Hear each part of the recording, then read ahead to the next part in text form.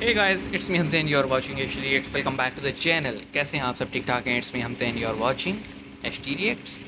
तो हम आज एक ऐसे टॉपिक पे बात करने वाले हैं जिसका टाइटल कुछ ऐसा दिया गया है जिसमें मैंने सोचा कि मैं एक ज़्यादा बेहतर जो है ना आपको एक इन्फो दे सकता हूँ इस बारे में, क्योंकि कुछ टाइम पहले यानी साल एक पहले मैंने एक रिपोर्ट पढ़ी थी उसी कंट्री से रिलेटेड जिसका ये वीडियो होने वाले।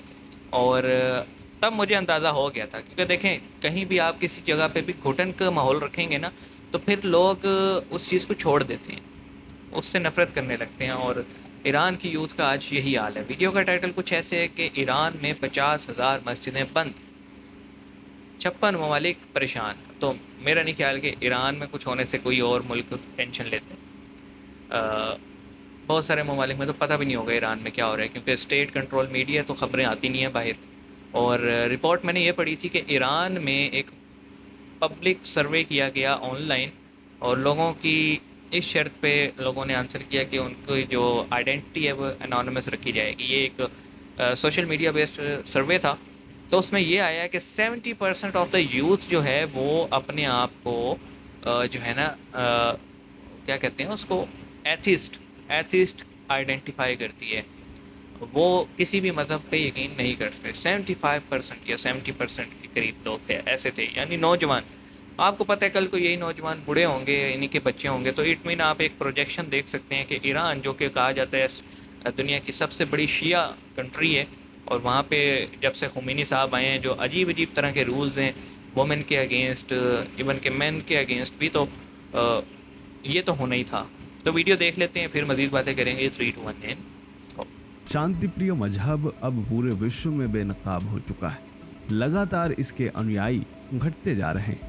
ऐसा न केवल ईसाई व हिंदू बहुल देशों में हो रहा है, बल्कि मुस्लिम देशों में भी ऐसी खबरें आ रही। लगातार लोगों का इस्लाम से मोहभंग हो रहा है। हजारों लोग या तो दूसरे धर्मों को अपना रहे हैं या फिर एक्स मुस्लिम बन रहे हैं। और ऐसी ही खबर एक मुस्लिम देश ईरान से आई, और यह खबर जैसे ही आई तमाम मुस्लिम मुल्क इससे सन्न रह गए। जी हाँ दोस्तों, मुस्लिम देश ईरान में इस्लाम का प्रभाव लगातार घटता जा रहा है। उसकी आलम वजह यह है है कि जनाब ईरान में पॉलिसीज़। हजारों मस्जिदें बंद हो चुकी। एक रिपोर्ट के मुताबिक ईरान में वर्ष 2017 से 2022 तक इस्लाम के खिलाफ कई प्रदर्शन हो चुके हैं। अभी पिछले साल इस्लाम ही तो नहीं, हिजाब को लेकर वहां की खुमैनी महिलाओं रेजीम ने के काफी खिलाफ। तीव्र प्रदर्शन ये भी किया था। खुमैनी के खिलाफ ही महिलाओं थी। का हिजाब के मासा खिलाफ अमीनी यह की प्रदर्शन जो करीब मर्डर 4 किया महीने गया तक था। चला था, और यह प्रदर्शन जब तक चला था पूरी दुनिया में इसकी चर्चा बिल्कुल, काफी हम खुद जोरों इस शोरों चीज़ से को थी, सपोर्ट करते क्योंकि हैं। ईरान एक जिंदगी मुस्लिम आज़ादी देश है, हैशटैग। और मुस्लिम देश में इस्लाम के खिलाफ ही प्रदर्शन अपने आप में एक बड़ी बात थी। और यह बड़ा बड़ी जुल्म किया बात था इस जी ईरानी नजरिए से हुकूमत भी ने। थी कि कई महिलाएं लोगों इस को मार प्रदर्शन दिया का गया। नेतृत्व कर रही थी। वही महिलाएं जिन्हें इस मजहब में पढ़ने लिखने तक की इजाजत नहीं है।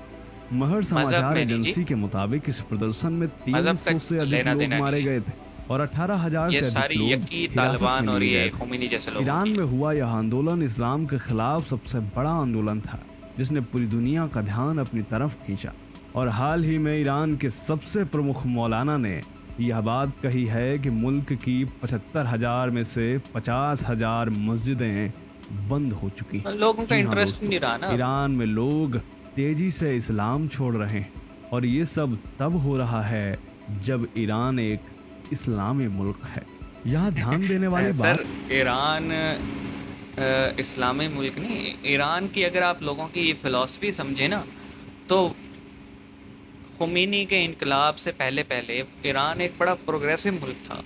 शाह ऑफ ईरान आपको पता है कितने प्रोग्रेसिव थे, और किस तरह से वो जो है ना तरक्की हो रही थी। इवन के उनके सऊदी अरब से भी बड़े अच्छे टाइज थे, अमेरिका से अच्छे टाइज थे, यूरोप से अच्छे टाइज थे, और बड़ा ही डेवलप एक कंट्री कहा जाता था ईरान को, बड़ा प्रोग्रेसिव कंट्री कहा जाता था। लेकिन जैसे ही खुमैनी साहब आए, और खुमैनी साहब ने जो तबाही मचाई है ईरानी कल्चर के साथ, उसका रिज़ल्ट आज हम देख रहे हैं कि स्टेट मीडिया के अलावा वहाँ पे कोई चैनल्स ही नहीं हैं। जितने भी ईरानी चैनल्स हैं वो मिडल ईस्ट के दूसरे मुल्कों में बैठ के ऑपरेट करते हैं। अगर प्राइवेट चैनल्स हैं जो कि ईरानी ख़ुद नहीं देख सकते, जो ईरानी आप कह लें मुख्तलिफ ममालिक में गए हैं वो देख लेते हैं। लेकिन अब आप देखें ना कि मेजॉरिटी ऑफ यूथ जो है ना ईरान की, वो तंग आ चुकी है खुमैनी के जुल्म से। और उसका रिज़ल्ट क्या निकल रहा है, क्योंकि मस्जिदों में वहाँ भी खुतबा सऊदीया की तरह स्टेट ओन्ड होते हैं, तो इस वजह से वो लोग इंटरेस्ट नहीं ले रहे, वो जाना पसंद ही नहीं करते। और हमने जो ऑनलाइन सर्वे देखा था, ये तकरीबन बात उसी से मैच करती है। और हमने कहा ना कि जुल्म जब बढ़ता है ना, तो उसका रिजल्ट कुछ इसी तरह निकलता है। लोग जिस चीज़ को फोर्स करने के लिए जुल्म हो रहा होता है ना, लोग उससे दूर हटना शुरू कर देते हैं। हत्ता कि मैं ये कहता हूँ कि ये जो सारी कहानी है ना, ये जो सो कॉल्ड मुल्ला हैं, खुमैनी है या फिर तालिबान हैं, ये सिर्फ इस्लाम को यूज़ करके अपनी हुकूमत कायम रखना चाहते हैं। हत्ता कि इस्लाम तो बड़ी आज़ादी देता है। अब क्या ही बोलें अब, बहुत सारे लोग हमारी बात को मानेंगे भी नहीं। उन्होंने यही कहना है कि नहीं, अगर आज़ादी देता है तो ये सब क्यों हो रहा है। तो वो उसकी वजह ये है कि जो ट्रांसलेशन की जा रही है ना इस्लाम की इन मुल्लाओं के थ्रू, वो सिरे उसका मिलता ही नहीं है कहीं से जाके। बहरहाल जी, हम हमेशा से ईरान की यूथ को सपोर्ट करते रहे हैं। हम जब हमने मासा अमीनी की डेथ का सुना था, और जितने बारबैरिक एक्ट किए गए थे ईरानी पुलिस की तरफ से, या फिर वो जो पासदारान इनकलाब जो गार्ड्स हैं उनकी तरफ से, तो हम हमेशा ये कहते हैं कि ईरानी लोगों को सिस्टमेटिकली, मेरे ख्याल में, इन फोर्सेस में जाना चाहिए, जॉब्स में जाना चाहिए, और फिर जो भी इनकलाब लाना है वो लाना चाहिए। क्या ख्याल है? मिलते हैं नेक्स्ट वीडियो में, अपना ख्याल रखिए। सी यू गाइस।